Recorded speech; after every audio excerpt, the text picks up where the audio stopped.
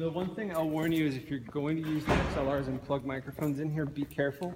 We've gone primarily wireless, and what that means is sometimes we have critters living in these things, mostly just spiders. But last year I put in a request and hopefully they'll get into the habit of doing that. So we've got 3 panels like this down here. They've all got mic ends. This is 1 and 2. I think 3 and 4 and 5 and 6 are down there. And there's a speaker plug-in from a monitor. We've got all our monitors stored back here. I'll show you where those are too. So the speak on one is for the monitor? Yes. And then the other ones are for the... Those are for your microphones, yeah. Okay. Yeah. It looks like somebody cleaned this rather recently. It was me. I did it. It was you.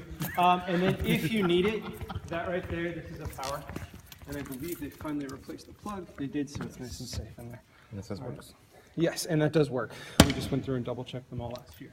So over here on this side, and I probably just should turn the mic on, is it's the same exact panel as what we had up in the booth. The only thing you're missing is the one piece we don't use.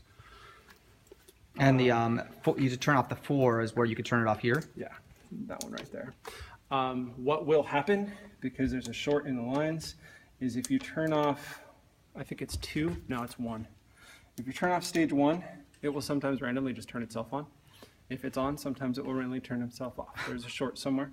It's causing a few other issues in the building too. So if Steve really wanted to start somewhere, that would be where I would suggest starting with electrical. And that's a speak on that goes to this That is, monitor? yes. So this is going to go to the monitor that I think is plugged in right on the corner. 13, 15, 14, and 16 are all here. And most of these actually do work. I think it's just the top corner that doesn't work. So this is primarily where most of our stuff gets plugged in. Is there a picture of that back on? Yes, go right ahead. And here's our amp rack.